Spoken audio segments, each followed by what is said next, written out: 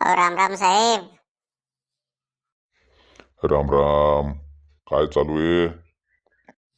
परश्या सुट्टीवर आलाय आता. 30 दिवसाच्या परश्या सुट्टीवर आलाय. आला होता भेटायला.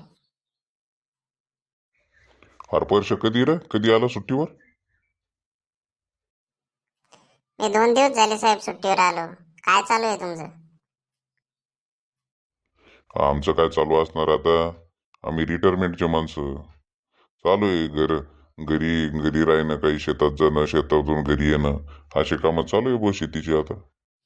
साहेब परशाल म्हणून राहिलो, जास्त पैसा उडवू नको, नाहीतर आमच्यासारखी गत होईन बरं तुम्ही. बरोबर आहे.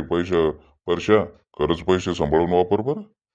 आता हाच टाइम आहे तो पैसे वाचवायचं आणि सांभाळून ठेवायचं. नाहीतर या साहेबासारखं वाचतो, या हवालदारासारखं हे बसले घरी येऊन नुसतं. काही कमाई नाही झाली, काय नाही झाली, आता पेन्शनची बांधी. म्हणजे काय झालं यायचं? काय मन झालं? अरे भाऊ, मी तुझ्यासारखा होतो तेव्हा एन्जॉय केला मी. भावाचे लग्न केले, बहिणीचे लग्न केले, पैसे उडव धाडव केले. आणि आता पेन्शन असलं तर कमाईन बी नाही झाली, घर बी नाही बांधले गेलं. रिटायरमेंट झालं तर घराला बंदे पैसे लागले.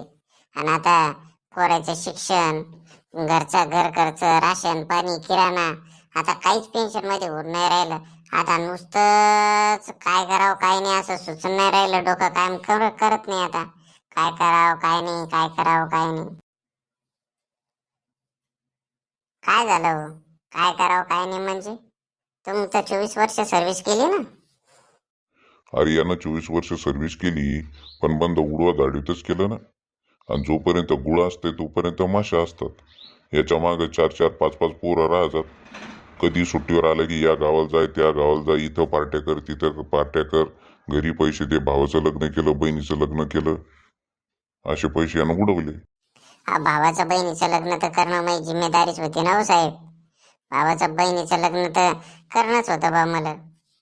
पण मागून गलती अशी झाली की जो पैसा बाकीचा राहिला ते मी जपातून नाही ठेवला. ते मित्रमंडळीत पैसा उडवला आणि बरोबर पैशाचं नियोजन नाही केलं. आणि म्हणून आता अशी गोष्ट झाली की पेन्शनवर घर खर्च भागेना. दुसरी नोकरी ट्राय करतो तर लवकर लागे ना बा.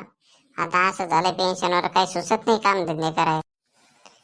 आणि साहेब तुमचं काय झालं? तुम्ही तर 24 वर्ष, तुम्ही तर 32 वर्ष सर्व्हिस केली ना.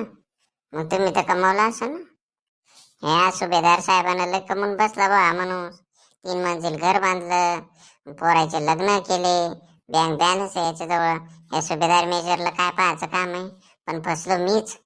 जरा पैसे जरा इकडे तिकडे उडवले, त्याच्यामुळे मीच फसलो. म्हणून मी तुला सांगतो रे भाऊ की माझ्यासारखं होऊ नको. नाहीतर कोणी कुत्र बी नाही विचारत माणसाला. मग